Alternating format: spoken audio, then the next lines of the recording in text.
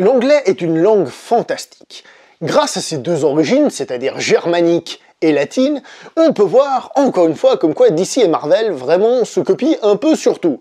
Ainsi, chez DC, on a eu Wonder Woman, Wonder, donc la femme merveilleuse, et ici, on a Captain Marvel, Captain Merveille. Quelle originalité!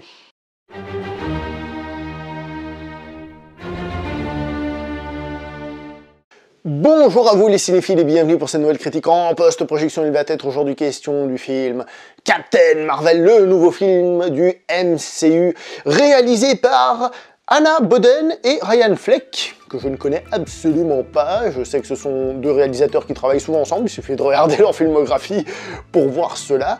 Donc c'est déjà intéressant, c'est qu'ils ont mis un homme et une femme. Là où maintenant à Hollywood c'est la mode qu'un film féminin soit réalisé par une femme, là je trouve que déjà le fait que ce soit les deux, personnellement je trouve que c'est déjà un point positif. Après on s'en fout en fait du sexe de la personne qui a fait le film, l'important c'est que le film soit bon, mais je trouve déjà comme première approche c'est déjà pas trop mal. Dans les rôles principaux nous avons Brie Larson, Samuel L. Jackson, Jude Law ou encore Ben Mendelsohn. Dans cette vidéo, je ne vais pas revenir sur les polémiques qui accompagnent le film aux États-Unis, certaines phrases sans doute très mal tournées de la part de Brie Larson, certaines choses qu'elle a faites qui sont pour certaines positives mais qui ont été mal formulées, ou alors parfois tout simplement un excès de zèle. Je ne reviens pas là-dessus, j'en ai déjà parlé en live.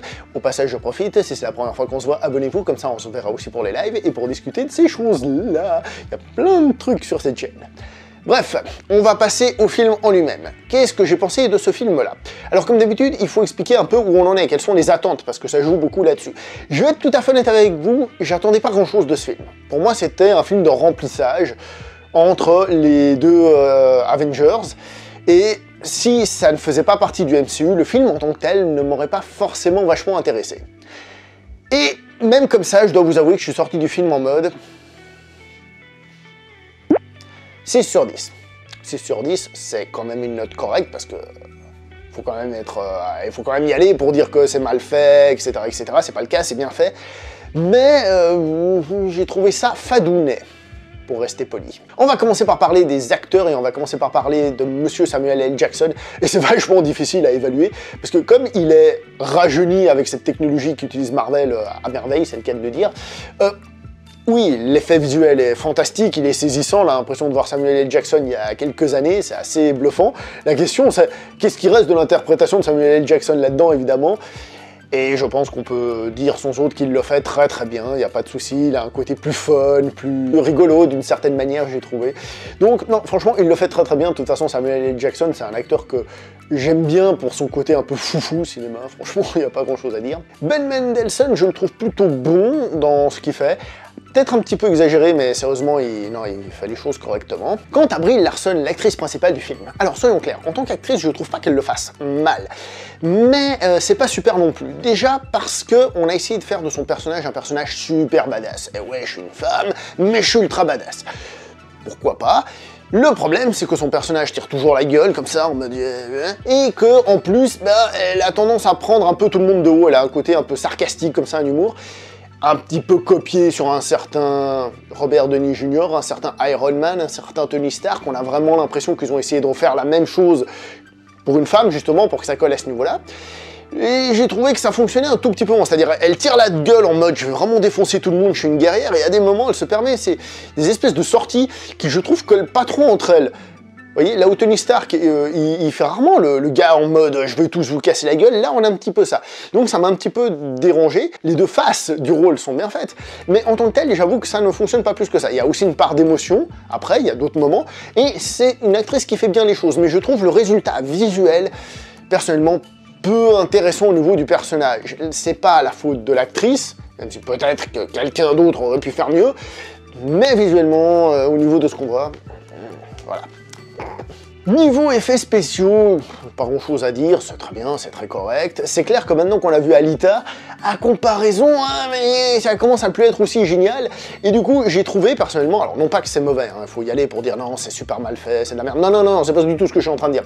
Je suis juste en train de dire que je trouve que l'effet fonctionne beaucoup moins. Peut-être l'habitude, la lassitude, c'est pas mauvais, mais rien non plus d'extraordinaire à ce niveau-là, c'est bien, c'est un blockbuster, c'est très bien, si on compare au plus mauvais film qui existe, évidemment, c'est génial, mais je veux dire, Émotionnellement, au niveau des effets spéciaux, j'ai trouvé que ça m'a pas pris.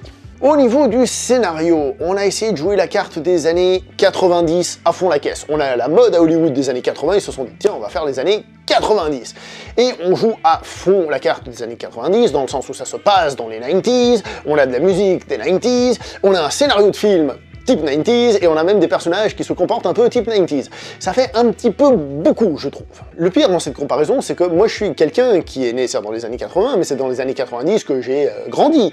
Donc je devrais ressentir une forme de nostalgie quand on se balade dans la rue, les réflexions, la musique, et en fait absolument pas en ce qui me concerne. C'est-à-dire, je savais que ça se passait dans les années 90, mais j'ai à aucun moment ressenti spécialement le fait que ça se passe à cette époque. D'un point de vue émotionnel, je parle évidemment. Donc j'ai trouvé que ça n'apportait entre guillemets pas grand chose en plus en tant que tel. Au niveau de l'histoire, on est aussi un petit peu dans les 90s, parce qu'on a un petit côté buddy movie entre le personnage de Samuel L. Jackson et celui de Brie Larson. Il y a plus que ça, je dirais. Alors, je peux pas vous dire, parce que j'ai pas d'exemple là, mais vous savez, j'ai l'impression d'avoir déjà vu ce genre de scénario. La tête qui foire, qu'est-ce que vous voulez. Vous savez, où ce sont des êtres humains qui, en fait, deviennent potes d'un personnage super avec des super pouvoirs et qui l'accompagnent dans sa quête. On retrouve un petit peu ça, et je sais que je l'ai déjà vu, alors...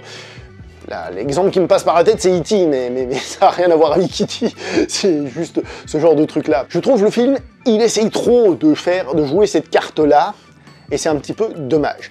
À part cela, le film alterne un petit peu donc scène spatiale, avec quelque chose de beaucoup plus terre-à-terre, hein, disons les choses comme elles sont. Il y a un peu de spatial, mais on est aussi beaucoup sur notre bonne vieille planète. On n'est pas dans les Gardiens de la Galaxie, pour ceux qui peut-être espéraient plus de batailles spatiales. Et alors ça, par contre, je pourrais pas être un expert et vous dire que ça fait 90s, on est dans une situation avec un peu d'espionnage dedans.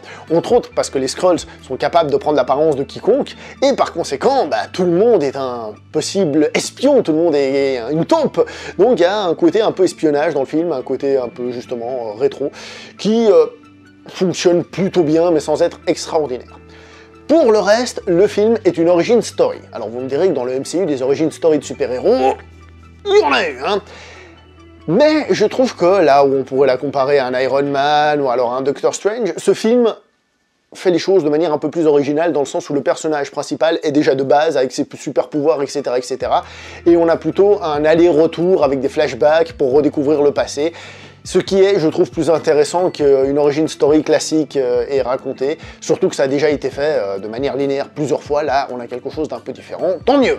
Cependant, et c'est là que le bas blesse, j'ai trouvé que le film était à aucun moment hyper intéressant et hyper prenant. À aucun moment, j'ai vraiment eu envie de m'investir dans le film. J'étais un peu déçu, parce que malgré tout, Marvel, c'est quand même le genre de film que, certes, après coup, peut-être, je peux critiquer en disant « ouais, ça regarde ça qui a pas », mais quand je les regarde, j'y prends du plaisir, et là, le plaisir était vachement moindre. Il était vachement moindre. Alors, certes, c'est un film de remplissage, un film pont, pour rester poli, entre les deux Avengers, on est d'accord, bon, il y avait aussi Ant-Man qui était là-dedans, d'accord, et on sent clairement que, bon, on est là, et c'est le petit film en attendant que, donc on n'a pas des grosses scènes d'action au point de faire Avengers, on va dire, on est vraiment dans une pause, et moi, personnellement, je l'ai déjà dit, ça m'agace, je l'avais déjà dit sur Ant-Man, ça m'agace parce que c'est pas ce que j'ai envie de voir là maintenant tout de suite. Mais ça, évidemment, c'est personnel. Quant à la mise en scène, c'est propre. Je vais pas dire grand-chose, c'est propre.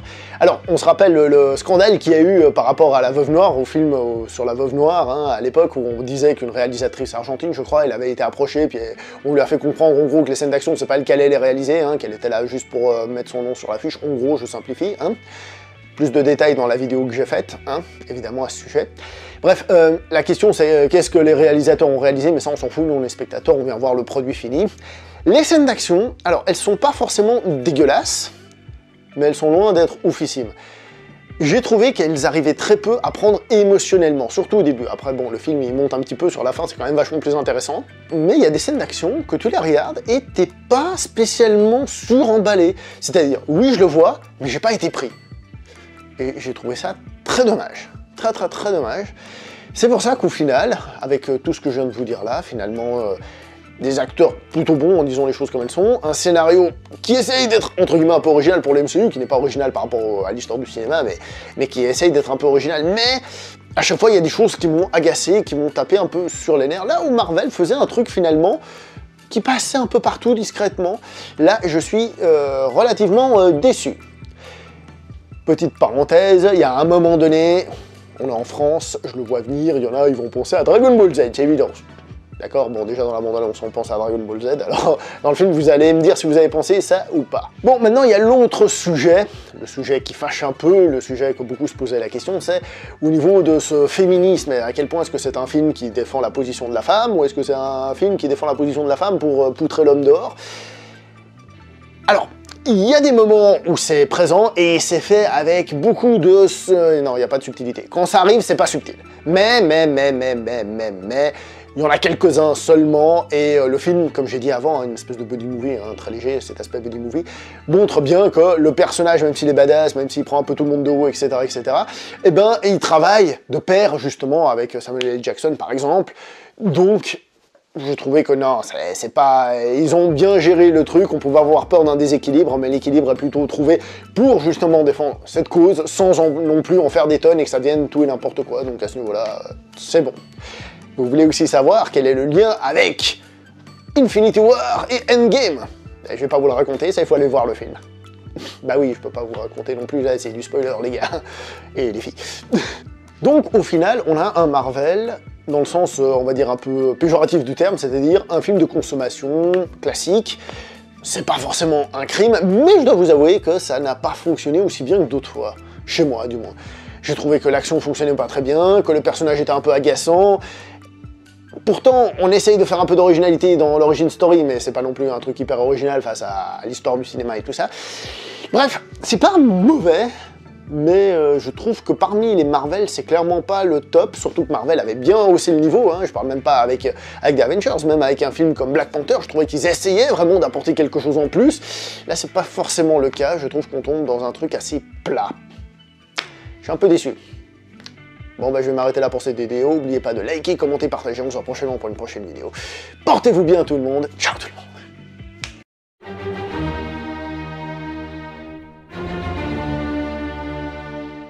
Wonder Woman, la femme merveilleuse, ou la femme merveille. Captain Marvel, Capitaine Merveille. Heureusement qu'il y a le cinéma pour qu'on ait des femmes merveilleuses. Hein. Oui, calmez-vous, calmez-vous, je sais, on peut aussi le faire avec Superman par exemple.